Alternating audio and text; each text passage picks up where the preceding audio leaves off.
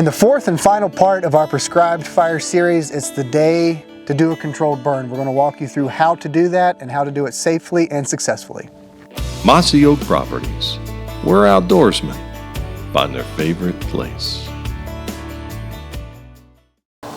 So far, we've given an introduction to what controlled burning is. We've gone over the two different types of burns, growing season and dormant season, and we've gone over the equipment and safety gear, PPE, that it takes and is helpful to conduct a controlled burn successfully. But the exciting part is, today's the day. The time is now to light a match and to actually put fire on the ground for wildlife habitat. The moment of truth. Yes. All the easy preparation has been taking place. You can kick the can no more. Right, yeah, it's time to do it. It's time to do it. But before you go out there and burn, what's one of the things that we're looking for? What is one of the number one things before you put fire to fuel? Yeah, the preparation, it's an ongoing process to the time you put fire on the ground, like you said, and first and foremost, you want to have fire breaks or fire lines established around whatever area you're burning, that burn unit. You want to have an area, something to control the fire, to keep it from jumping to an area that you don't want burned. And fire breaks, they're really cool because they can be accomplished very easily. Many ways. In a lot of different ways. You can use a backpack blower, a leaf blower to blow out leaves. That's very popular nowadays. Yeah. You can also plant clover, wheat, oats, rye, different types of forages around your burn unit. You can use a disc to expose the soil. You can also mow if you're burning like an old field or switchgrass, mow throughout the year leading up to it. You have to mow throughout the year, not just the day before. Just the day before. Right. Doesn't tend to get green that way. No, keep it mowed nice and short so it stays green, and that will keep the fire controlled. But again, number one, first step is to have fire lines installed around the burn area to keep the fire controlled. Yeah, they're so easy to do. And what I tell you, what a lot of mistakes that are made begins with the fire lines, the breaks, you know. They are. You mentioned that as you get experience, you can get to green fire breaks where you plant the clover or you do the mowing throughout the year so it is somewhat green. It might creep, but it's very easy to put out. But when you first start out, make sure that you have dirt. Make sure that you have dirt. Whether if you're doing a woodland burn, you know, the leaf blower is your friend, you know, and make them wide. Wider the better. As you get more experience and more comfortable, and the people that are going to be helping you get more experience and stuff too, wider the better. Wider the better. Same thing with your brake, if you got a tractor and disc, wider the better. And as you get more confident, they can shrink down. Yeah, you don't have anything to prove to anybody by making them smaller. The bigger, the better. It's just going to make the burn that much easier and give you more peace of mind that it's not going to jump. But once you do have those fire lines installed, you feel good about that, and it is the day to do it. What are we looking for before we drop that flame to ground? What are you looking for? Always check the weather. And it's very simple to do. I believe it's called NOAA, N-O-A-A, right? Hey, I did it. NOAA, fire weather. You can get on that website, NOAA, and there's fire. You click on it, and then you'll search for your region, and it could get down to almost toward the town, nearest town that you live. And what will that tell you? It'll tell you wind, future wind, things like relative humidity, RH, shorten it up. Mixing height. What are all these things that I'm seeing on this fire weather? But first thing, you're looking at wind direction, if it's going to be constant. Is it going to change on us? You know, because you don't like to burn if you've never done a controlled burn. You know, 10 miles an hour, that's about as maximum as you want to go. Sounds calm, but when you introduce fire to 10-mile-an-hour winds, that fire starts to move pretty quickly with just 10 miles an hour. The wind is obviously the big thing. And then the RH, the relative humidity. When you first start burning, get that number around 50 or even a little bit higher. That way there's more moisture in the air. It's not as an intense fire. Okay, but as you get more comfortable again, you can lower it and lower it and lower it.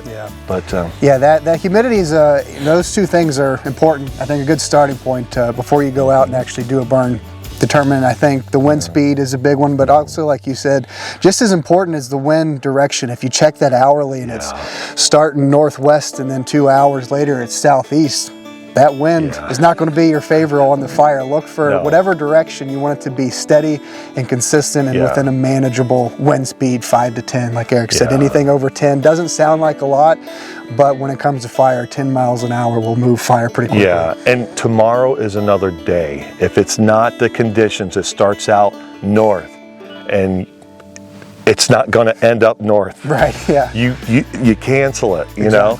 But one last thing that doesn't get mentioned a lot because it's a little complicated, but mixing height. Right. Now, for those who you're in a little bit of an urban environment where you do have neighbors. Yeah. That is basically smoke control, okay?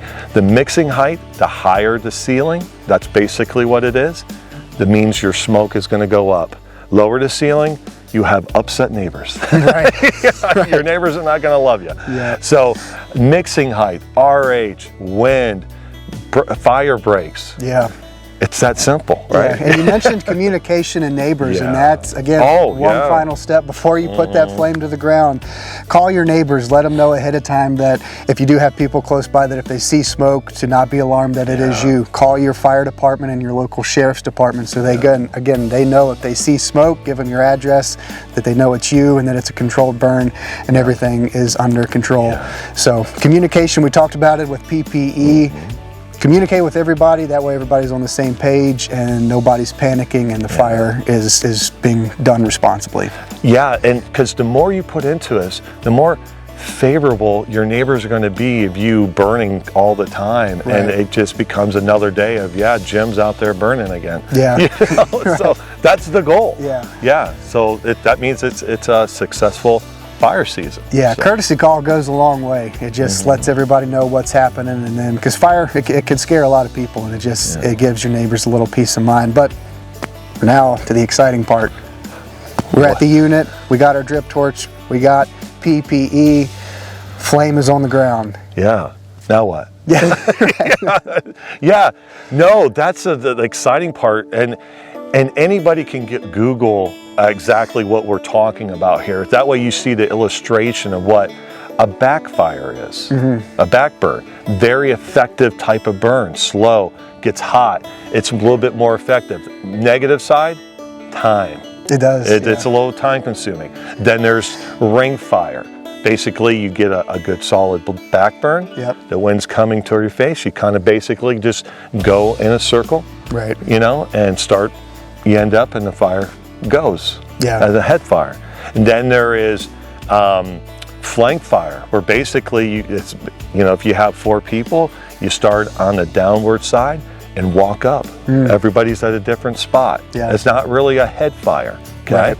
And then there's spot source fires, where you're just walking around this clear cut behind us with a mindset of going from point A to B, and you're just dropping a little flame. You're not doing a constant type of thing. And then there's strip head fire, which, it's a little bit more experienced people kind of do that. Again, all this stuff is very easy to find out. Google, you'll see the little cartoon type stuff of what each one of those are. Yeah, an illustration goes a long way. It is hard to explain. It is hard to explain. I just tried. But it's like we've mentioned throughout each video so far in this series, reach out to somebody and look for a mentor to help you with controlled burns. Erich mentioned it in one of the videos, to contact your fire department and just observe a controlled burn. You don't have to participate in, but learn these types of fires, how they're conducted, and it'll build your confidence level and get you comfortable. So when you're doing it yourself, then you can do it safely and responsibly. Yeah, the safest one that you could usually do, and I always recommend it to everybody, is the back burn. Right, that's where you're burning into the wind. Yeah. Absolutely. But the big thing is these things can get as complicated, and it's hard to explain these things, as you can tell. Yeah. We do this thing called the clock, where you have a back burn, and then you kind of go to where the head fire is, and each person starts at 12 o'clock. The back burn's at 6, and then say Cody and I are burning. Yeah. Cody goes to 11 o'clock, I go to 1 o'clock, and then we just basically Yeah, all the way down. And we're communicating the whole way. Right. That is a ring fire. Yeah. Now everybody's ready to burn. I see smoke. I see smoke. Let's put fire back on the landscape, right? Yes. So, hey, but that, building on that, if we follow the things that Cody and I talked about, you know, the proper safety equipment, is it necessary, some of it? No, yes, but again, I hate to use this cheesy analogy, use chaps for chainsaws, you know, running a chainsaw. But what type of burns that you're going to do, you know, what is the reasoning we're doing this? Right. And then obviously, lastly, is how to conduct it safely. Yeah. You know, if you do the fire breaks correctly, you watch the weather, make sure that, I know today is a good day, you have people on staff, but if it's not good, it's not good. Right. In the water, all the tools, communication, teamwork, Yeah. it will go good for you. Yeah, as we mentioned in the very first video, that a controlled burn, it's arguably the most effective tool made available to a landowner if you're managing wildlife and habitat. And also, as we mentioned, our habitat and our wildlife have evolved with the presence of fire on the landscape. Over the last several decades, we've removed fire from our toolbox as managers and stewards of land and wildlife. Reintroducing fire is only going to help your property unlock its full potential. You're going to manage non-native invasive species. You're going to encourage native plant communities to thrive, which obviously native wildlife, from our insects, the critters beneath our toes, to our charismatic game species, they're going to benefit from. So introducing fire back onto the landscape on your property, it's the way to go. It's the way to unlock the full potential of your property. And as you get more confident, when you do take that first step, when you're done, next thing you know, you're gonna be walking around the house with a drip torch looking for stuff. Your wife's gonna, or your husband's gonna be looking like, what are you doing? You know? So Smokey Bear, one of the best marketing icons out there.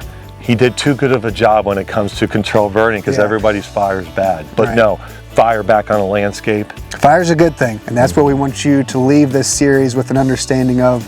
Like Erich said, never be afraid of it, only respect it. But once you do it properly and you're prepared, fire is an incredible tool for you to use on your property when managing land and wildlife. Mossy Oak Properties, where outdoorsmen find their favorite place.